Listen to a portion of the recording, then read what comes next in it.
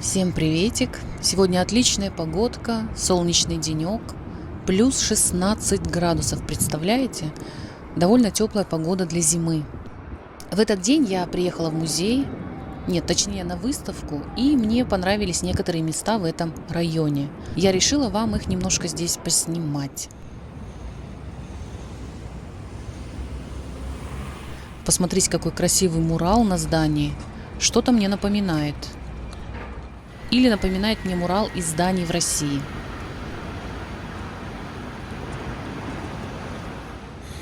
А это что за интересный стрит-арт? Какие-то странные смешные морды.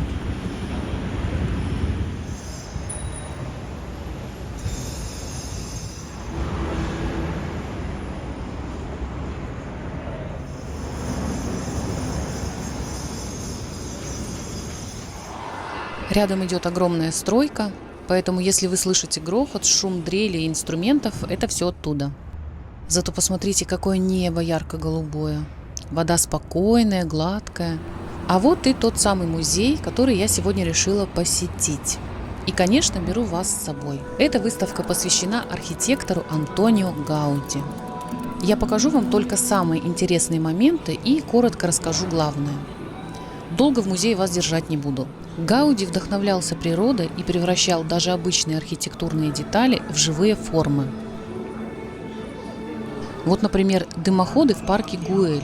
Их форма напоминает шляпки грибов, будто они выросли прямо из-под земли. А вот башня, вершина которой напоминает шишку кипариса, символ вечности. А здесь уже речь идет о доме Бальо. Его вентиляционные башни сравнивают с головками чеснока. Гауди создавал сложные конструкции с помощью веревок и грузиков. Он подвешивал их, а затем переворачивал модель и получал идеальную форму сводов. Это принцип натяжения и перевернутой цепной линии. В музее эти принципы можно увидеть наглядно.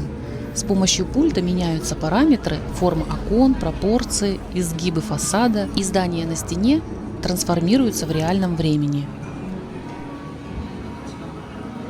Вообще в его архитектуре очень много биоморфных элементов, форм, построенных по законам природы, а не по геометрии прямых линий.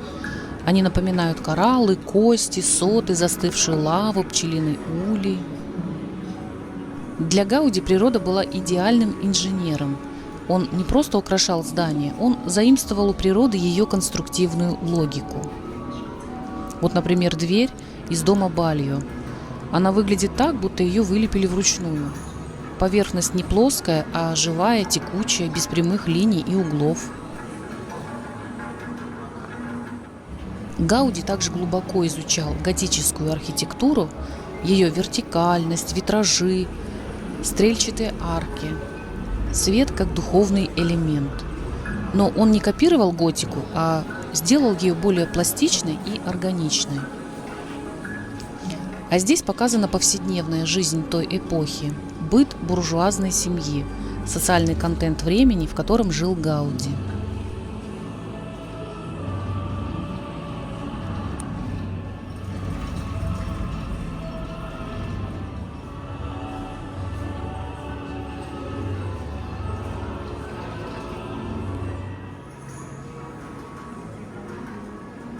И, конечно, интерактивная часть.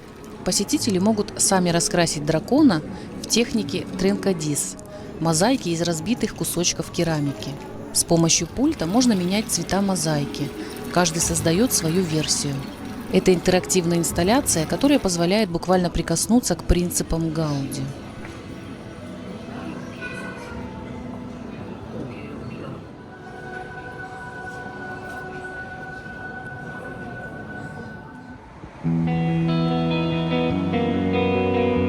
Ну вот и настал новый день. И представляете, выпал снег. Он шел всю ночь, и сегодня всего плюс 6 градусов, а вчера было плюс 16. Разница ощутимая. Такая погода легко может подкосить, нужно быть осторожнее, чтобы не простыть. В этот период торговые центры сразу выставляют на входе лопаты для снега, насадки с шипами на обувь, чтобы не скользить и не упасть. Правда, снег растаял очень быстро, буквально через 2 дня от него ничего не осталось.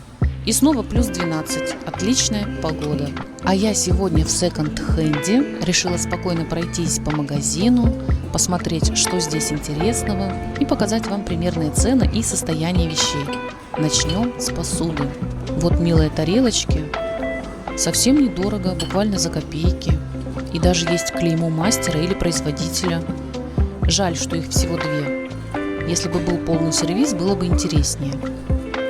Но в секонд-хенде часто попадаются именно остатки. От сервизов остаются 2, 3, 4 тарелки. Основная часть могла разбиться или потеряться. И даже если бренд дорогой, такие остатки продают очень дешево. Вот эта крошечная чашечка просто прелесть и стоит почти ничего. Большие тарелки с клеймом тоже по приятной цене.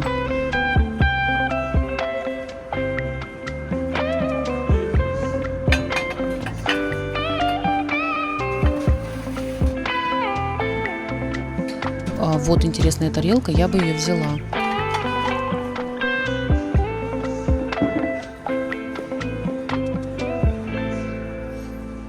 А вот эти стаканы с резным узором в магазине, они могли стоить около $50 за штуку, примерно. А здесь остался только один. И стоит $6. Жаль, что он один. А вот набор с рыбками напоминает старые советские сервизы. Здесь довольно много брендовой посуды. Hermes, Noritake, знаменитый японский фарфор, Narumi, тоже известная компания. Смотрите, какие огромные классные чайнички. Кстати, а цена у них не такая уж и дешевая для комиссионки. Вот огромная тарелка Noritake, японский бренд с 1904 года. Пыльная, лежит давно. А в магазине такая могла бы стоить, наверное, $60-70 и больше. Посмотрите, какие яркие кружки. Почти за $1. Даже меньше.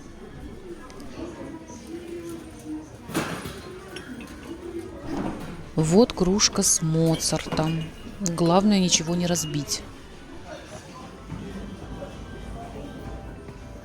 Вот этот набор тоже довольно симпатичный. Там всего 4 тарелки, я так понимаю, осталось. Некоторые люди проводят здесь по несколько часов, перебирая ящики. Чтобы найти что-то интересное, нужно время. Здесь вещей действительно очень много. Разные фигурки, статуэтки, коробочки, вазы. Для коллекционеров настоящий рай. Аниме-фигурки и старые коллекции, и новые.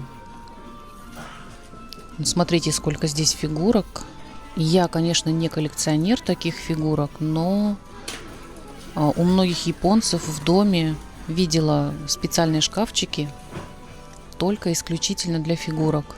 Полный шкафчик стеклянный, как витрина, заставлен этими фигурками. Теперь я понимаю, где они их покупают.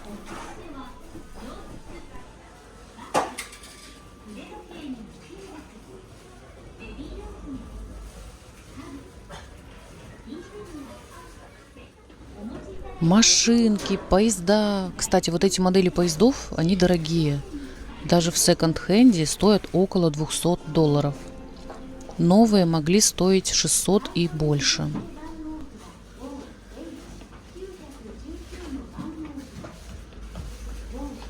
Экскаватор Hitachi. Еще фигурки. $73. Вот тоже какие-то фигурки из аниме за $6.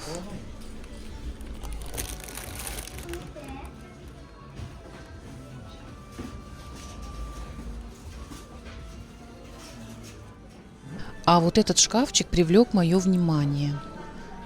Черный, с резьбой, птички, цветы, цветущее дерево. Похоже на китайский или гонконгский винтаж. Очень красивый. Стоит недорого, практически копейки. Видимо, стоял у кого-то много лет. Скорее всего, люди в возрасте. Очень похож на такой старый винтажный шкафчик. Я бы его купила, но даже не знаю, куда поставить. В интерьер он не совсем вписывается. Разве что на балкон. Но жалко, там он может пострадать. Красивая резьба. Классный шкафчик.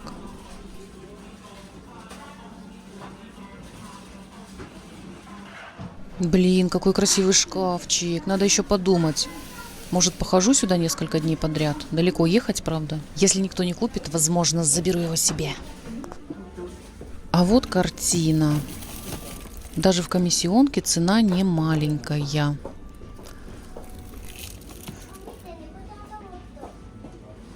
Вот еще одна картина.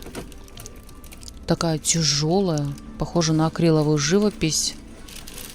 Стоит $58. Вполне возможно, что изначально она стоила в разы дороже. Это где-то, наверное, $500 или $800. Дальше канцелярия, блокноты, тетради. Все новое. Но кому-то уже не нужное. Поэтому оно здесь все и стоит. И стоит намного дешевле, чем в магазинах. Очень много музыкальных шкатулок и разных интерьерных мелочей. В ящиках вообще россыпь всего. Чтобы найти что-то интересное, нужно действительно копаться. Детские пеналы, наборы, ножницы, увеличительные стекла. Это какой-то набор школьный, что ли. Ножницы и увеличительное стекло. Что-то еще интересное.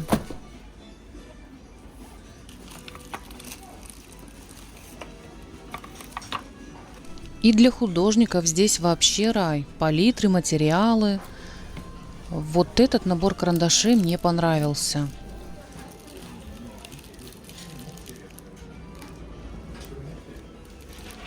Фирма Уни.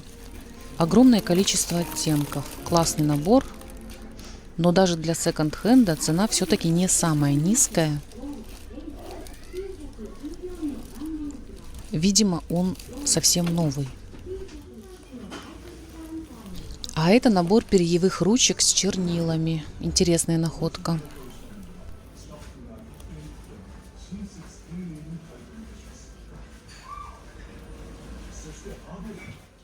Шкатулки — отдельная тема. Нашла очень красивую с лакированным рисунком и инкрустацией. Защелка такая в виде черепашки. Очень милая деталь.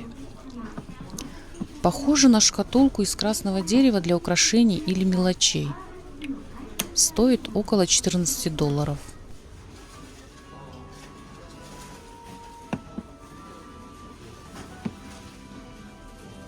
Вот еще сундучок для украшений. В хорошем состоянии, не побитый, аккуратный.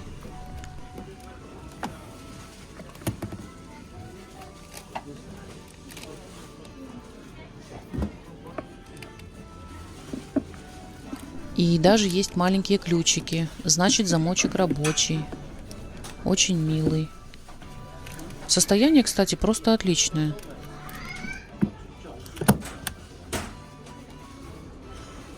Вот эта коробочка тоже красивая. Сначала подумала, что это ланчбокс, но раз стоит среди шкатулок, скорее всего, для украшений. Жаль, что упаковано, закручено, заверчено. Внутри посмотреть нельзя, что там. А вот еще одна, немного потертая, деревянная, но симпатичная. Творческие люди легко могут ее отреставрировать, отшлифовать, перекрасить, и будет как новая. Сколько здесь интересных вещей. Вот еще красивая коробочка с инкрустацией. Не совсем понимаю, что это, но выглядит эффектно.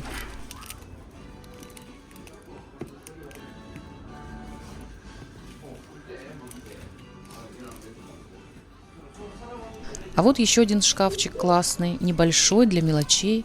Скорее всего, для лекарств, косметики. Ну или какие-то мелкие бытовые мелочи можно туда сложить.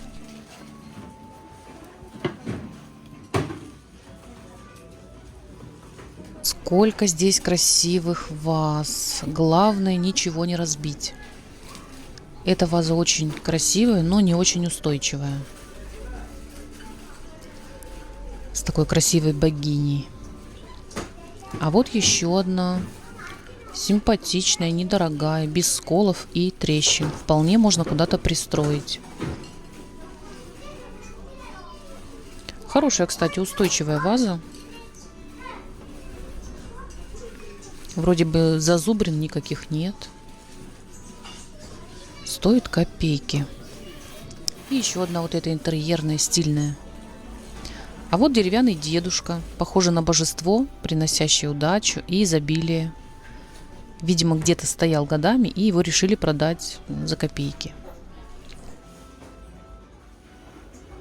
Набор с огромным чайником и горшком. Не пойму, для цветов или для сада.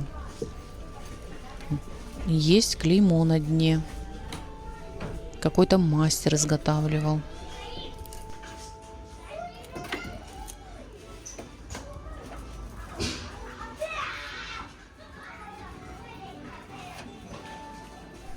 Вот еще интересная круглая ваза с рисунком.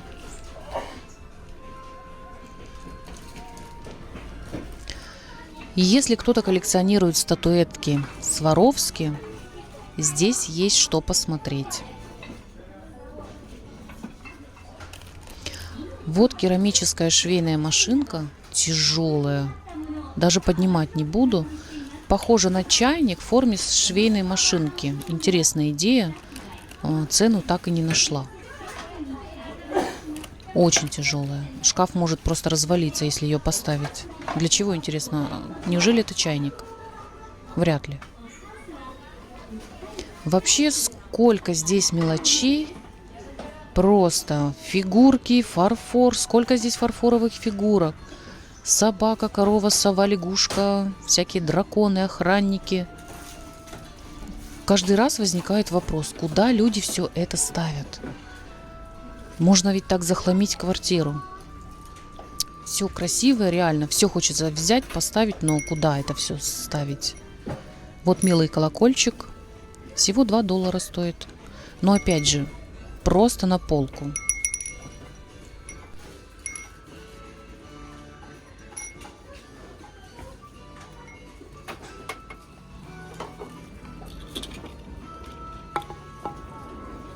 Пластиковые медали, камни. Вот камень силы.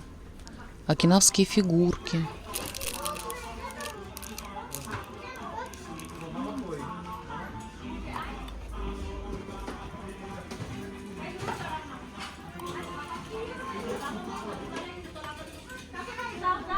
Огромная деревянная рыбина.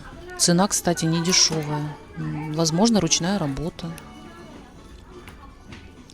Смотрите, сколько фигурок. Просто целый мир.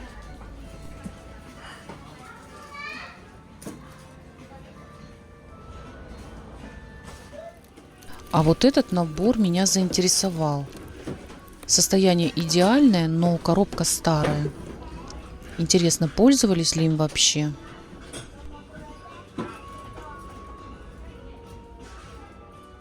Куча ящиков, где можно просто рыться.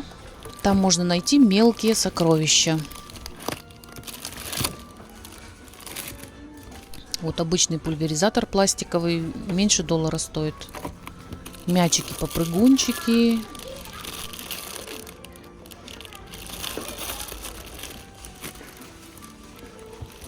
Какая-то фирменная липкая лента.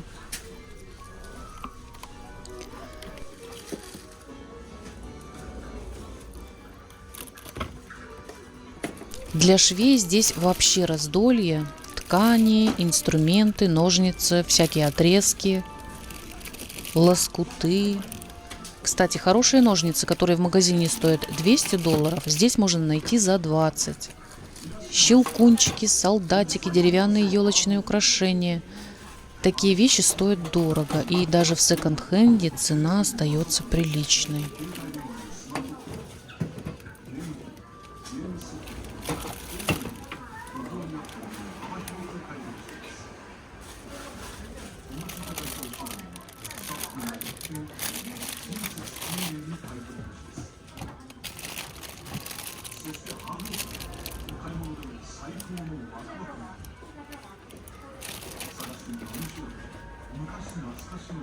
А вот эта бутылка интересная. Сначала я подумала, что это грузинское вино, но никаких надписей нет. Возможно, просто чья-то ручная работа. Бутылка виски. Маски разные. Маски я, честно говоря, не люблю. А вот фарфоровая карета с фигурками. Очень красивая. Стоит 5500 йен. Но очень тяжелая. Игрушки. Сколько же здесь игрушек. В отличном состоянии, в хорошем состоянии, в удовлетворительном. Многие даже в упаковках. И все стоит недорого. Сколько денег когда-то было потрачено в обычных магазинах на эти игрушки. Качалки для малышей, коляски, детские вещи. Все в приличном состоянии.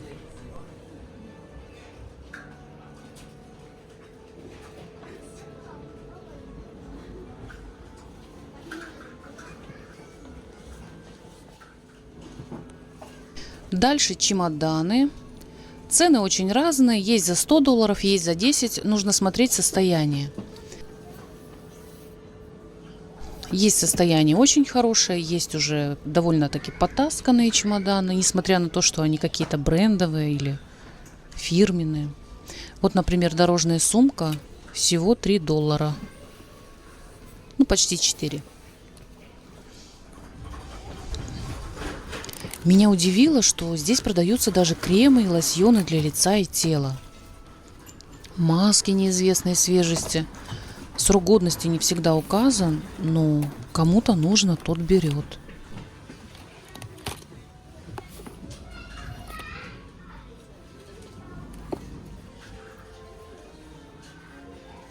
И нижнее белье. В упаковках понятно, но есть и корсеты, утягивающее белье. Я, если честно, удивлена. Не думала, что такие вещи принимают. Похоже, это все постиранное. Мне так кажется.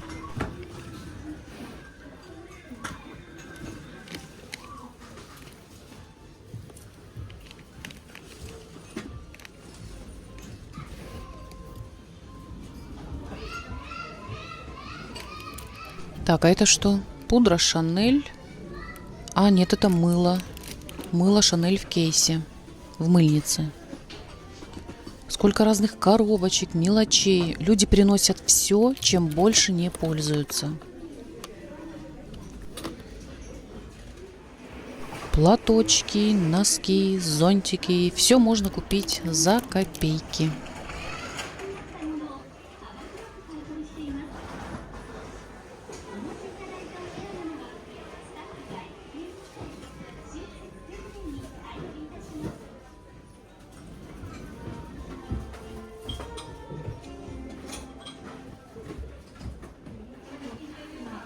Здесь также очень много разной обуви, кроссовки в разном состоянии. Если вы не брезгливый человек, можно найти вполне хорошие пары. Возможно, кому-то просто не подошел размер или модель оказалась неудобной. Все сдают в комиссионку.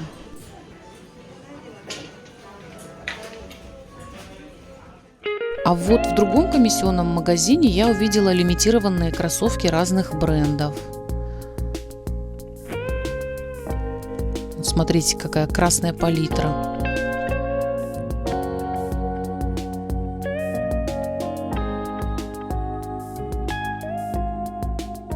А еще меня удивили перчатки Adidas с надписью «Россия». Похоже, носились не один год, но стоят не так уж дешево. Даже надпись «Россия», по-моему, уже начала отклеиваться.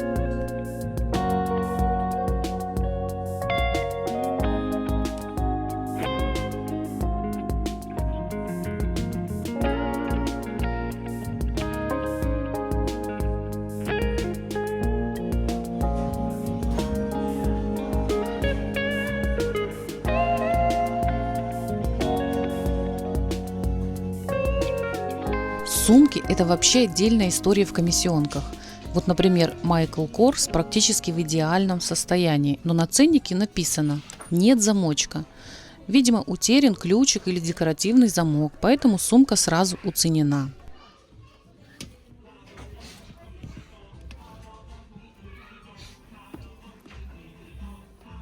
Вот практически идеальная сумка без всяких изъянов от Kate Spade. стоит 5500.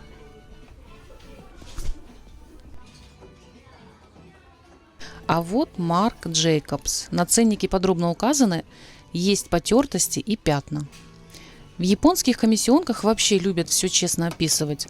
Можно прочитать дефекты и спокойно решить, нужна ли тебе такая вещь. Все под твою ответственность. Летняя сумка от Ральф Лорен. Практически новая, без изъянов.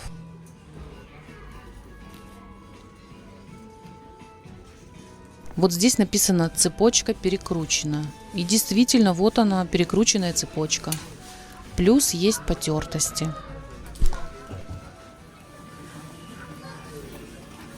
Сумка от Coach. Потерты уголки, внутри пятна. Поэтому и стоит недорого. Еще одна Coach из старой коллекции. Неудобные ручки, следы носки. Цена буквально за копейки.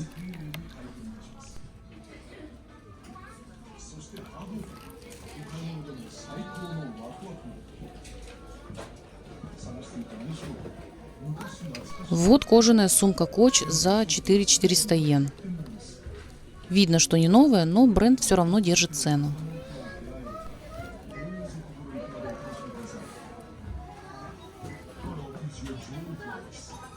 А вот совсем убитая сумка. Давайте посмотрим. Джа-джан! Всего $11. Если не смущают потертости, можно взять. Кстати, кожу можно профессионально восстановить, зачистить, покрасить, и она будет выглядеть лучше. Вопрос только, кто этим будет заниматься. Совсем убитый кошелек от Cartier. Опять-таки Coach. Вот маленький грязный кошелечек от итальянской фирмы Furla. Стоит $18. Давайте посмотрим, как там внутри. Ну, внутри, в принципе, довольно чисто. Но кошелечек совсем уже изношенный, грязный. Видно, что он не один год носился. Ну, может быть, целый год, целый сезон он носился. Вот сумка от Kate Spade. Практически новая, без изъянов, в отличном состоянии. Маленькая сумочка от Аня Hindmarch. Около $72. И еще одна миниатюрная Michael Kors. Тоже в хорошем состоянии. Лично я такие маленькие сумки не люблю, туда ничего не помещается. Но для тех, кто обожает компактные модели и кошелечки, отличный вариант.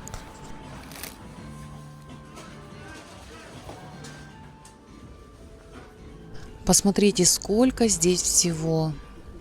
Давайте немного пройдемся и выборочно посмотрим на товары. Все показать, конечно, невозможно. Вот интересный кошелек Чип и Дейл в виде орешка. Очень милый.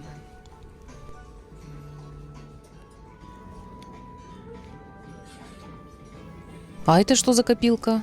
Розовая пушистая хрюшка. Лохматая, смешная. Стоит около $7. Вот, если вам нужно накопить денежки, покупайте хрюшку.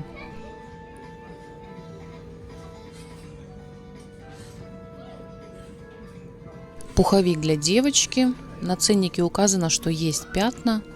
И несмотря на это, цена не самая низкая. Ну, потому что это фирма, бренд. Паровозик за $11. Возможно, коллекционный или просто интересная игрушка для ребенка.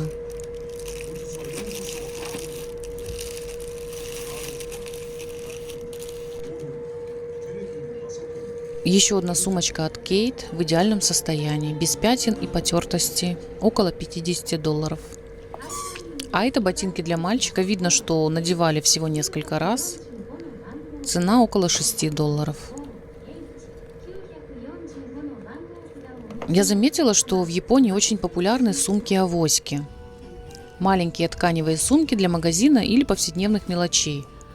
Туда можно положить кошелек, очки, ключи. Взял и пошел. Их здесь огромное количество. Новые, постиранные, приведенные в порядок. Цены разные, от $1 и выше. Вот есть за $2, есть за $3, есть за 10 и 15.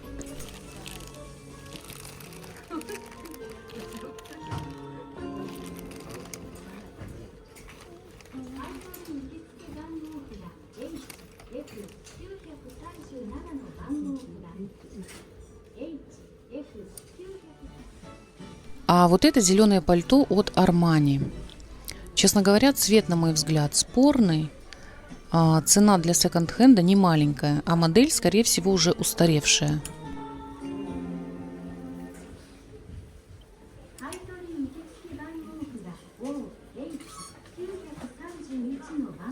Вообще здесь много вещей простого вида, но с известными брендами, поэтому и цена остается довольно высокой.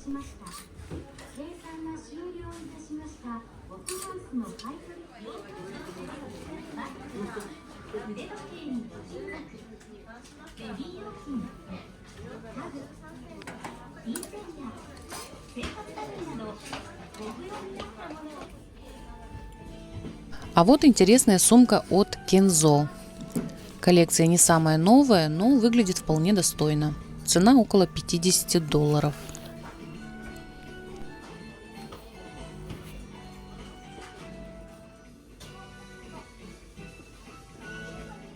Еще одна сумочка, недорогая, скорее всего старая модель, уже ближе к винтажу. Стоит не очень дорого, но выглядит как-то интересно. Такая старая версия моды из прошлых лет. А это маленький кошелечек для телефона от финского бренда Marimekko. И вот что я нашла. Старенький, повидавший жизнь, задрипанный, потертый ремень от Etro. Состояние не идеальное. Видно, что носили не один год, может быть даже не одно десятилетие. Но у Etro ремни стоят довольно дорого, от $500 до $800, поэтому здесь цена на такой старенький ремень $18. Это отдел с платками, шелковыми, хлопковыми, есть и полиэстер, выбор большой. Дорогие шелковые платки, которые стоят больше $100, лежат за стеклянной витриной. Чтобы их посмотреть или купить, нужно обратиться к продавцу. Здесь же винтажные сумочки для кимоно, маленькие саквояжи, редикюли, очень аккуратные и атмосферные.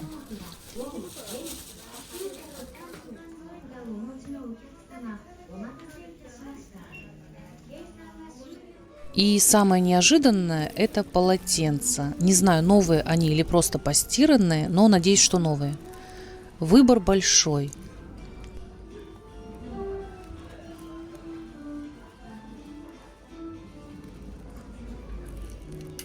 Вот, например, полотенце от Laura Ashley.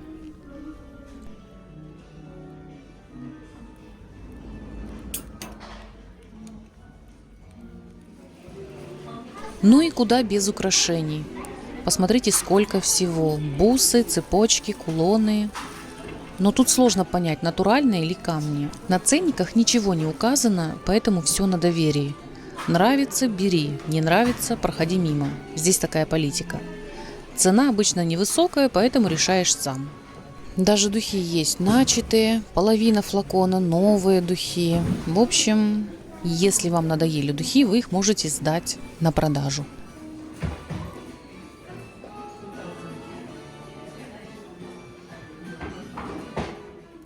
Более дорогие украшения снова за витриной. Нужно обращаться к продавцу. Натуральный жемчуг, кораллы, драгоценные камни стоят уже дороже. А вот босоножки в хорошем состоянии от Бидона Луисовича. Здесь также большой выбор велосипедов, детских и взрослых, электрических и обычных. Честно говоря, я уже устала. Прошел не один час, но все-таки на второй этаж нужно обязательно зайти. Давайте быстро посмотрим, что там есть. Музыкальные инструменты, пианино, синтезаторы, гитары, барабаны. Есть рабочие, а есть на запчасти. Это тоже указано на ценниках.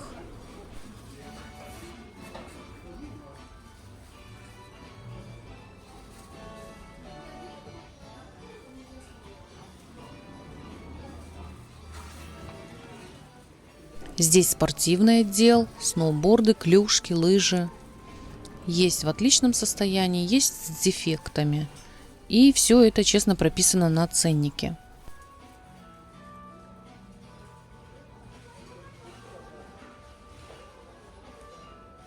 Посмотрите, какой выбор гитар. Электрические, акустические. Для музыкантов это вообще находка. Огромные колонки. Посмотрите, какой огромный ассортимент колонок.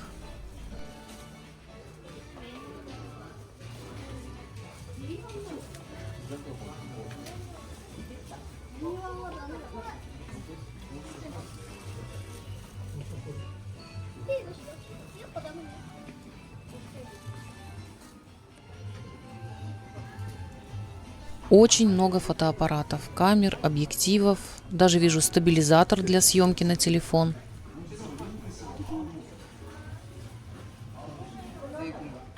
PlayStation разных годов. Старые модели 2000-х. Цена сравнительно невысокая. Надеюсь, они рабочие, но лучше всегда уточнять у продавца.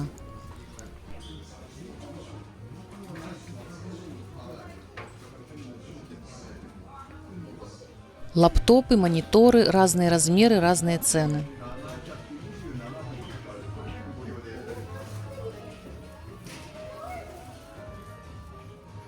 Вот огромные колонки, немного потертые, но, судя по цене, рабочие.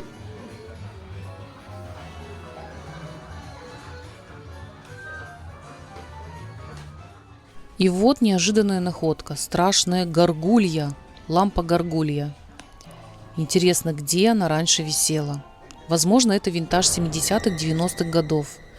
А может, чья-то интерьерная фантазия. Или вообще часть тематического бара или кафе. Честно говоря, я с трудом представляю, что такая лампа могла висеть у кого-то дома, как арт-объект. Большой выбор винила. Посмотрите, сколько здесь пластинок. Даже Битлз есть.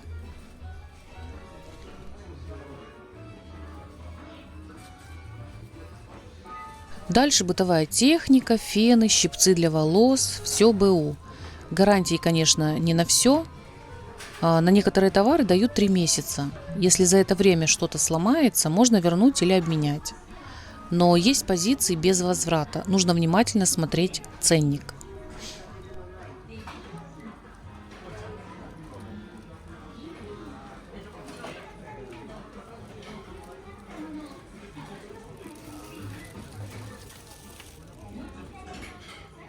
Сколько здесь рисоварок, кофеварок, пароварок, чайников, даже холодильники есть. Цены вполне приятные. На микроволновках, кстати, указано, что гарантия 3 месяца. Это уже спокойнее, если что-то выйдет из строя, можно решить вопрос.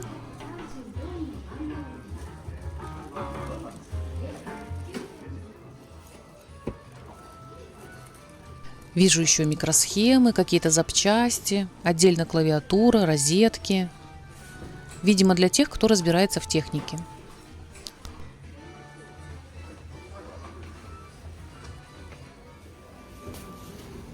Фу, я устала.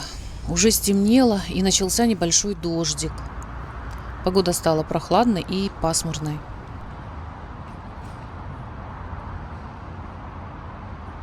Посмотрите на это ватное, затянутое небо.